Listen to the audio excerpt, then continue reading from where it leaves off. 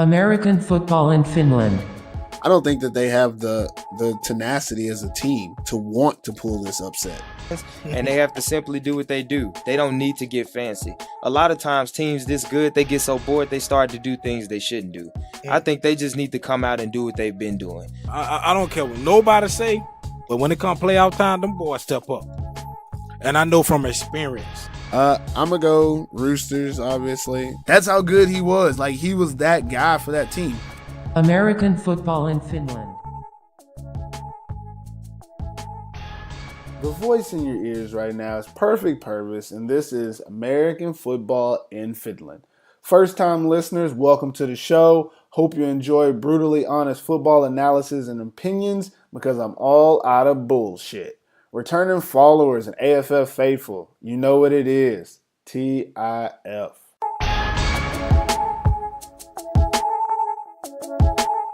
Let's talk about Week 10 in the Maple League. These 3 games that are played, finally 3 games played instead of 2 games. Pretty much, they're kind of setting the tone for the second half of the season. Now we're looking at 2 top teams, the Helsinki Roosters, Kuopio Steelers. Obviously, the Roosters were the better team. They beat the Steelers. And then you had the Crocodiles beating the Butchers, which was an upset. But the way that the teams are looking right now, it's not even an upset. It's just like the better team won. And then also the Wausau Royals beat the Tampa Saints, which was supposed to be a close game in the first place. And now things are getting set up. I love this week because it basically opened up the league.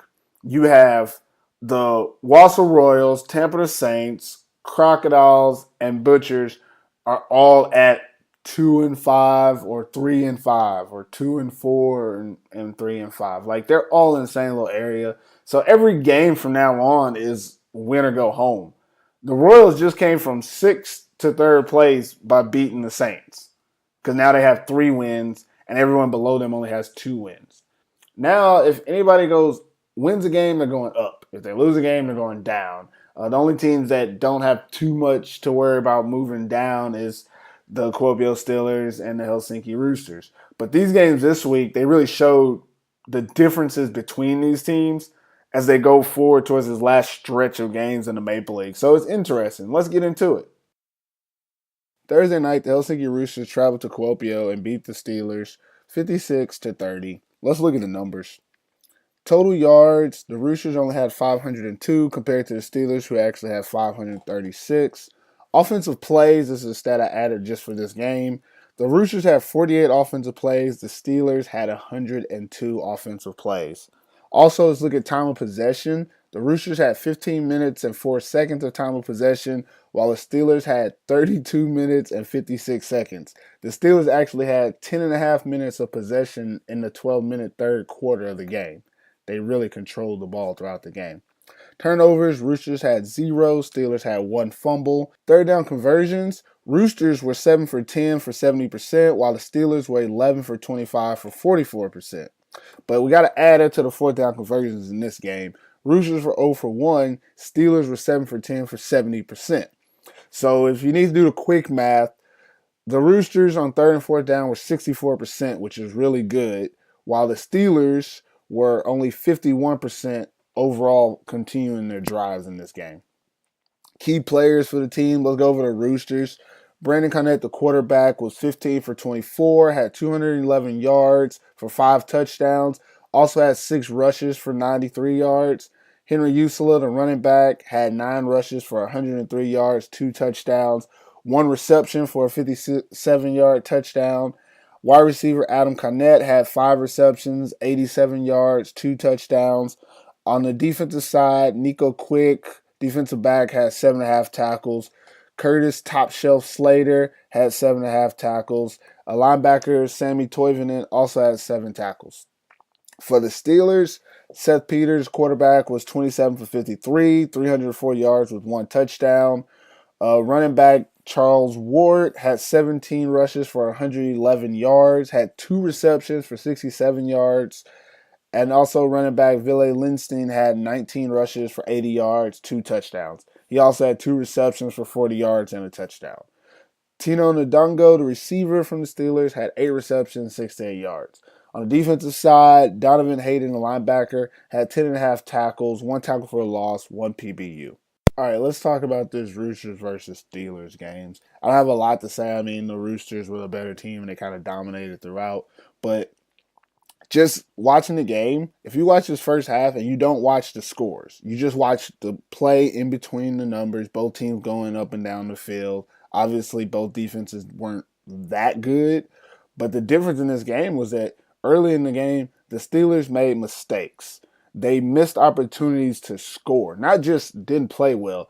They drove the field on the Roosters, and I mean, they used all 4 plays each time. Either third or fourth down, they were converting and extending these drives and basically being a thorn in the side for the Helsinki Roosters defense because they think, okay, we got them to third and long. Okay, they got half of it. They're going to punt. No, they're going to go for it on fourth, and then they're going to convert. Like, that's what they did the whole game. And watching it, you're thinking, okay, this team is hanging with them offensively. And then they get close to scoring, and that's when the mistakes would happen. You got the Charles Ward fumble on the goal line. Later, you got a 4th and 4. Ward runs right towards the pylon and then kind of gets shoved out of bounds on the edge instead of sticking his foot in the ground and hitting somebody to get into the end zone. That third missed opportunity and basically mistake was a wide open receiver in the end zone. I really don't say your name well. I just know he's number 12. Last name Vilpanen, I think. This guy, he dropped the ball. Like, I'm not trying to be rude, but you got to catch a wide open pass that hits you in the chest in the end zone on a 3rd and 10 that could give your team life in this game. They were down 21-6 at that point, and they never recovered because at that point, by the time the game was at halftime, it was 28-6. They had missed 3 opportunities where they they missed 3 opportunities where they could have scored. 3 opportunities where you're less than a yard or actually in the end zone and you don't score. That's the difference in this game. That's why the Steelers didn't win. And I don't want to make it sound like the Roosters didn't play well, but the Roosters defense does what the Roosters defense does. They let you get as much as you can, and then they don't let you score. And that's why they won this game, because the Roosters are who the Roosters are. On the offensive side, for the Roosters, they did really good. Only had 48 plays, so they had to be very consistent. They featured Henry Usla in this game. It was really cool to see him kind of do a lot of running and be explosive. But I also want to give credit to the offensive line. Henry didn't have to break a lot of tackles, make a lot of people miss. This offensive line was creating lanes. Like, he was choosing where he wanted to run and using his speed to outrun the defenders because, Henry Usla, his daddy taught him how to run, so he's pretty fast. Besides that, it was really good on the offensive side for the Roosters. One thing I noticed, those receivers from the Roosters team, them guys block downfield. Ask Henry Usla about it. He's running downfield, and he's got no one to beat in the secondary because Tommy Penta, Alexander Wasiliev, or is it Wasiliev? Sorry. Alexander Wasiliev, Adam Cornett, Kimmy L. I'm not going to try to say your name, Kimmy. But all these guys are downfield blocking defensive backs this entire game. In a game where they really didn't have to. They could have easily just phoned it in and got passes in the red zone, got a couple more catches. But these Roosters, this team, they showed effort throughout this game. They played very hard, and they played to win. It really says a lot about the team, the organization, the coaching staff that these receivers, who usually a receiver is more of a prima donna or diva type position, they were down there grinding for their running back when he was running his ball in this game. What else about this game? Going back to the Steelers, defensively, it is what it is, man. Y'all gonna give up points. That's how y'all play. The Steelers have a very simple strategy. We're gonna let every team score at least 35 because we know we can score 40. Or we're gonna let every team score 30 because we know we can score 35. And it works against every team except for when they're playing the Roosters, because the Roosters can actually stop their offense sometimes, make those big plays, and their offense can actually put up 50. Which they did in this game. They put up 50 again on them. For the second time, they put up 50 on them. Again, the Steelers' offense played really good in this game. It's hard to say that considering they did score 30 points, but they only had 6 at halftime. But honestly, this team should have had 28 at half, or at least 21 at half. Like, they played really well against the starters in the first half of this game before it got out of hand. Just they didn't finish their drives. They had a lot of long drives. They had a 10-minute drive, an 8-minute drive, some 4 and 5-minute drives. They had 32 minutes of time of possession in a 48-minute game. So basically, the Roosters got the ball, scored quick. The Steelers got the ball, had to work hard because they're playing against the best defense in the Maple League, yet they still got down the field. They outgained the Roosters in yards because they were driving in the entire length of the field. But when it came gut check time, when it came time to show your hand, time to make the play, put it in the end zone, they couldn't do it. And they got to figure out a way to do that against the Roosters, not against all these other teams in the Maple League. This is the one game that they can't do it in. They can't finish their drives against the Roosters. And that's what really was separating this game. Good game by both teams to me. I know defense is, that's optional here in the Big 12 Maple League. But I feel like the Roosters defense stood strong when they needed to, and they stepped up and made the plays that were available to them. But mostly these two offenses went at it two totally different ways. You had one that drove the field and one that was quick scoring. But I liked them both, so it was a fun game to watch. Can't wait to see what these teams do for the rest of the season. If you like the AFF podcast, be sure to check out my website, perfectpurpose.com, for more football. I have new articles published daily about football in Suomi, interview articles on import players from around the globe, and I dabble in the interest topics about different aspects of American football on the international level. If you want more football, go to perfectpurpose.com and follow me as I observe football around the world.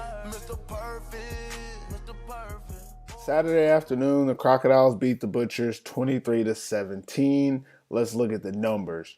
Total yards, Crocs had 203 compared to the Butchers 205. Third down conversions, the Crocs were 1 for 11, which is 9%, while the Butchers were 4 for 12, which was 33%. They both were horrible on third down conversions. The big stat of the game, turnovers. Crocs had 0 turnovers in this game, while the Butchers had 5. The Butchers had 3 fumbles and 2 interceptions. Key players in this game, let's go for the Crocodiles. Quarterback Jonathan Baker was 11 for 12, 172 yards, 1 touchdown. Running back Christian Powell had 13 attempts for 42 yards, but he also had 2 receptions for 60 yards and a 57-yard touchdown in this game. Receiver Anthony Brooks had 5 receptions, 44 yards, 1 touchdown.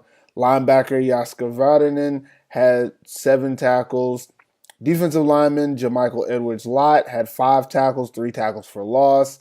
And young linebacker Sado Jallo. Is that how you say it? Damn it. I'm sorry, man. Sado Jallo or Sado Yallo had 4.5 tackles, 2 pass breakups. For the Butchers, quarterback Janne Lehtinen was 12 for 23, 133 yards, 2 interceptions with 1 rushing touchdown. Running back Darian Hall had 16 rush attempts, 75 yards, but he also had 2 kickoff returns for 115 yards, including a 65-yard touchdown. Mikko Seppänen had 5 receptions, 53 yards. Linebacker Nico Pennanen had 4 tackles. Defensive back Mitch Daly had 3.5 tackles, and linebacker Sebastian Carbon had 3.5 tackles and 2 pass breakups. Just notable, Darian Hall had 200 all-purpose yards for the Butchers, so he did a little bit more as an all-purpose player than just rushing in this game. This game was about the turnovers. The Butchers made way too many turnovers, 5 compared to the Crocodiles only having 0 turnovers. Even when doing that, the Butchers actually gave the Crocodiles points with one of their turnovers where Maxim DeFalkis picked up the fumble and scored a touchdown. The Crocodiles looked okay. They didn't look great. You had 6 different receivers dropping passes in this game because the field was wet, I know, but I don't care. If the ball hits your hands, you got to catch it, right? But for the Butchers offense just looked bad. It looked like it didn't know what it wanted to do. It didn't stick with anything consistently. And then even when you thought maybe something was going well, they'd have a turnover. They'd have a fumble. Darian Hall fumbled the ball. That was surprising. That horrible call where the referees called it a fumble when young Razzle Dazzle dropped the bubble pass. The 2 interceptions that Janne threw, now those were forced. Big shout out to big man Jamichael Edwards-Lott because on both of those passes, he was hitting Yane when he threw those balls, and they both came out as ducks. You seen them on the film. Those were ducks that came out of there. Those, I give credit to the Crocodiles defense for making those plays. But overall, Butch's offense just looked mundane. Looked like it didn't want to do anything in this game, which is surprising because it was a rain game. You have a running team in a rain game, you expect them to do well.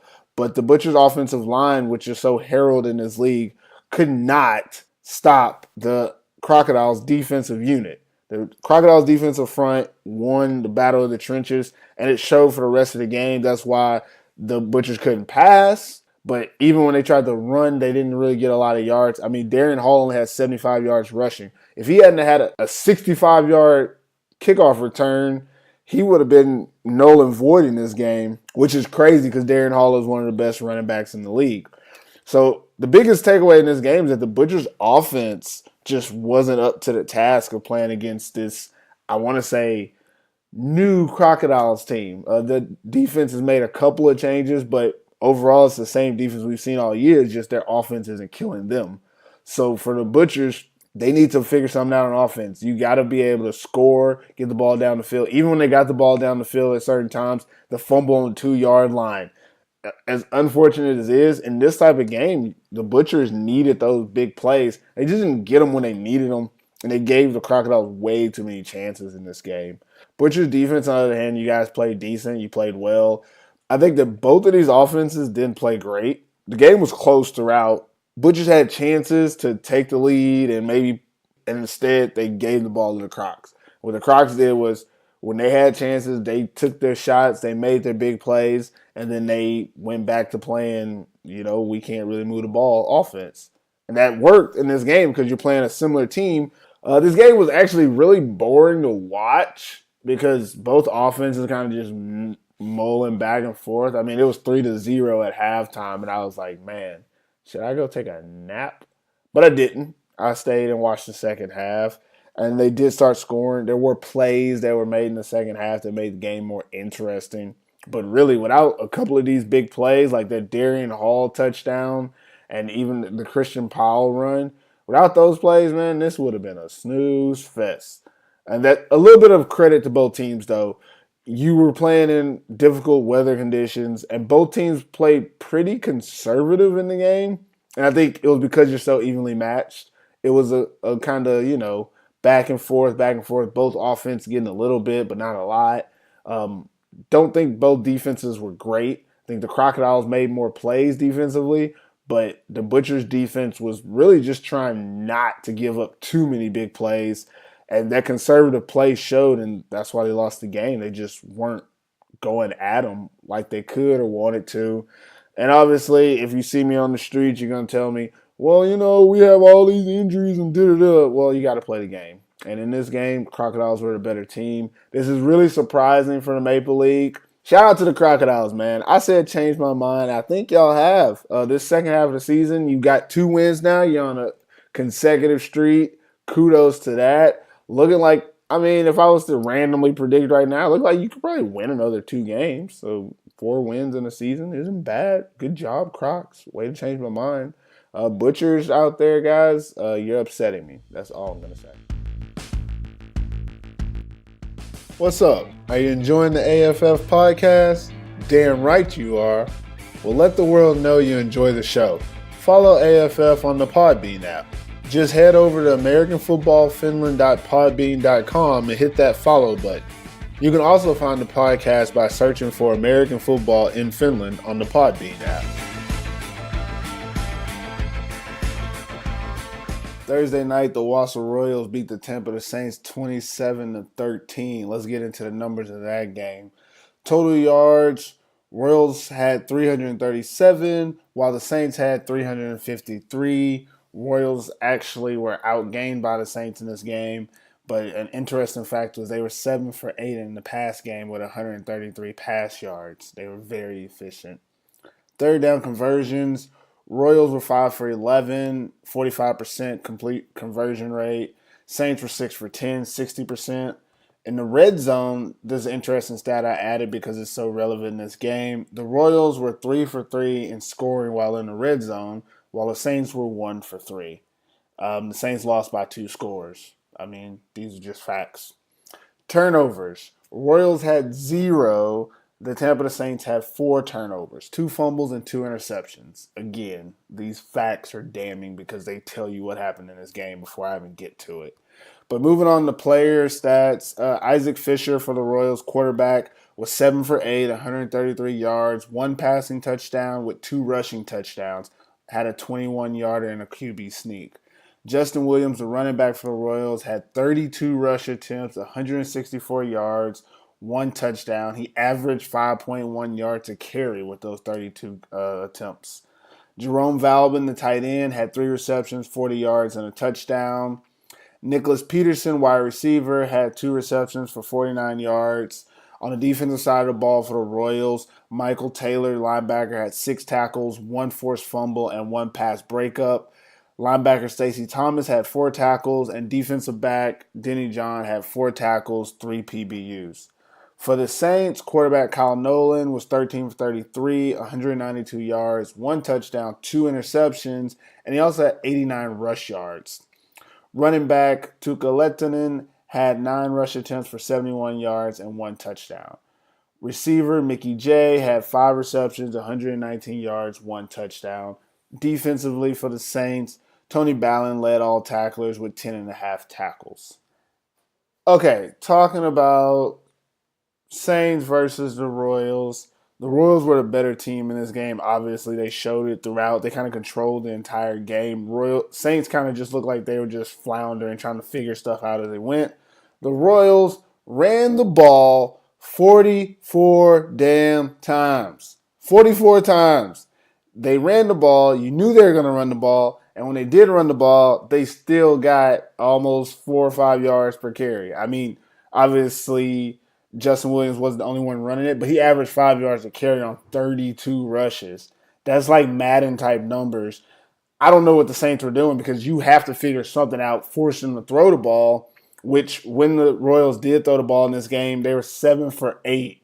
They only dropped 1 pass and had 133 yards and a touchdown. Like, that's as efficient as you can be for a team that says, we're not even going to pass the ball 10 times. But when we do pass it, we're going to complete it and get yards and even get a touchdown. And they did it so often with the same play action, which obviously the play action works when you're running the ball 44 times in this game. But I have to say, like, the Saints, you had nothing for them. The Saints didn't have anything to force them into a passing situation, to force them out of the run game, and then they couldn't stop the run game itself. So therefore, easily, the Royals just controlled the whole tempo of this game and looked like they were controlled the entire time. The Saints, on the other hand, shot themselves in the foot. 4 turnovers. In a game where a team is going to be running the ball, controlling the clock, every turnover was costing you not 1, but almost 2 possessions because time of possession that the other team was going to have it, especially when your defense can't stop them. So the Saints basically screwed themselves over every time they had a turnover, which was on the first play of the game. First play, nobody blocks Michael Taylor off the edge. He comes in, hits Judge Tiny. It's a fumble. Is it Judge's fault? Is it the offensive line's fault? I don't know. But the Saints gave up the ball, and then 33 yards later, the Royals are in the end zone. So that's how it goes. Saints, they just played like the Saints have been playing all year. Up and down, up and down. When you expected they should beat a team, like I picked them to win this game, they go out and they lose. Very impressed with the Royals. The way you guys bounced back after that Crocodiles loss, that's really good for you. Kind of getting a better picture of how teams are going to play towards the end of the season. But the Saints are really just the one team that is disappointed all year. Last year, it was the Hamelina Huskies that was constantly disappointing. And even the Royals were disappointed at the beginning of the year. This year, it's the Tampa Bay Saints. I've deemed it. Last year, I did not talk about the Saints enough. Did not know enough to talk about the Saints. This year, I do know enough, and I am deeming the Tampa Bay Saints the letdown of the season. If you guys don't make the playoffs, if you guys don't get it together and turn it around by the end of this season, then you are the letdown of this season. You're the team that let everyone down. Now, I got to do both sides. I don't want to sound like I'm just talking about the Saints. Royals, you're doing your damn thing, man. Running the ball and saying, no apologies. We're going to run the ball. We're going to run the ball great. Offensively, it sounds kind of boring, like, oh, all they did was run the ball. They didn't just hand the ball off to Justin Williams and run the dive 44 times or 32 times. He had 32 carries. They did a lot of different types of runs. There were pitches, there were tosses, there were dives, there was fullback dives, there was counters, there was traps. They moved the ball through the run game in a lot of different ways. And that's the thing that's difficult to stop, and I understand that from the Saints' point of view. But if you're playing a team that runs the ball, you got to know they're going to do more than just run the damn ISO. So with that, kudos to the Royals. Another interesting thing about this game was the Royals' defense. I noticed that the defense came out very vanilla early, had a 4-down lineman, 3 linebackers, or a nickel set if you consider Stacey Thomas a nickel backer. I don't know your schemes that well, guys, but that's what it looked like on the field. And they stopped the run. Once they stopped the run, I noticed that they actually were mixing their defense and putting 6 defensive backs on the field and forcing the Saints to either run the ball or pass it very efficiently. And the Saints sometimes took that and actually did run the ball, but when it came to trying to pass it more efficiently, they weren't able to do what they needed to do to sustain drives against the 6 defensive backs, only 3 linemen for the Royals at times, and they were still getting pressure with just those 3 linemen. Hats off to Laurie Hanala and the rest of that crew because you guys were in the backfield a lot of times, which great segue. This is crazy. This is a great segue because it leads into why is Kyle Nolan the leading rusher? He had 89 rushing yards, and a lot of it was scrambling because the 6'6" quarterback, for some reason, nobody in this league thinks he can run, and he has shown that he is very, very deceptively agile, fleet-footed, and he can make plays with his feet, and that's what he did. He had 89 yards rushing. A lot of 3rd and 4th down and longs, he'd run and pick up 10 to 12 yards. He wasn't picking up like chump change, like 3 and 4 yard scrambles. He was getting very long runs because he was evading pressure and then just running. He's 6'6". 1 step is like 6 yards for this guy. But in this game, even though he was the leading rusher for the Saints, it wasn't enough to like change the way the Royals defense worked. When it really came down to it, the Saints didn't have a go-to guy. Kyle Nolan made a lot of errant throws in this game. No one really stood out. Tuka Lettinen did a great job running when the runs were there, but when it really came down to make a play or not make a play, the Saints couldn't because the Royals could. Kudos to the Royals. Last thing I want to talk about this game, big shout out to Isaac Fisher. Dude, like you just show up big when you need to show up big. I love it. Isaac Fisher, the big play guy. On a team that runs the ball excessively, he still stands out as both a runner and a thrower as a quarterback. In this game, there was a situation where they did a play action pass. The play action was shitty. I'm just going to say it. It was horrible. There was confusion or something. And then Isaac had to escape pressure. And then he turns his hips, sets his feet, and launches the ball. And I'm thinking, oh, he's just throwing it. And it goes right to Nico Peterson. And not like in his area. It goes right where his hands are. And there's a defender draped on him. And obviously Nico is Nico, so he makes the catch. But what I really saw there was Isaac Fisher, the gunslinger. He's clutch. He's clutch. And I think if he continues to be clutch like this later in the season, you're going to see him be the difference maker for the Walsall Royals when he needs the most. Even on that play action bootleg play where he's 21 yards, I mean, he sold that play action. Isaac Fisher sold it, got deep, got outside, and then outran 2 defensive backs. 2 defensive backs. He outran 2 defensive backs 21 yards to the corner and made that touchdown on a 4th and 3 play that obviously could have went any way. No routes were run. It wasn't a scramble. It was a pure, you better get there, and he did. He didn't just get 3. He got 21 and a touchdown. Just wanted to shout out to Isaac Fisher, man. You're doing big stuff, and I like it. But that's all I got to say about that game, man. It was decent. It's very good to see the change of the guard between these 2 teams. See one team kind of step up a little bit more than the other. Great game by the Royals. Saints, you're letting me down. I hope you're enjoying the show so far, but I have to take this time to give some of my listeners a much-needed wake-up call. It's 2018, people. If you're listening to this podcast from a link, You're doing it wrong. Just follow American Football in Finland on the Podbean app and get instant notifications when new episodes are published. If you're too lazy to use the Podbean app, that's okay. AFF is also on the iTunes podcast app. So just type in American Football in Finland and click the subscribe button. Don't forget to give me a 5-star rating while you're at it. And Android users can subscribe on Google Play. It's 2018, people. Keep up.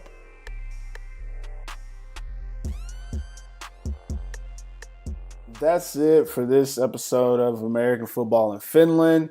There won't be any games next week because of the EU Championships. I haven't decided yet, but stay tuned. I might or I might not. I really haven't decided because of my schedule, but I might do some episodes about the EU Championship games. Maybe I do Finland. Maybe I do some international teams, interviews, players, coaches. Who knows? I'm not even sure yet, guys. So just stay tuned. You'll see the updates. That's it this time. And never forget TIF.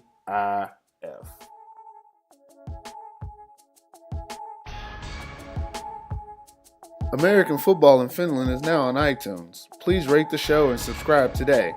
If you really like the podcast, follow AFF on the Podbean app. Search American Football in Finland and hit that follow button. And for all you loyal AFF listeners, we are now accepting Podbean patrons. Click Become a Patron on the AFF page and pledge your loyalty. Thanks for listening. American Football in Finland.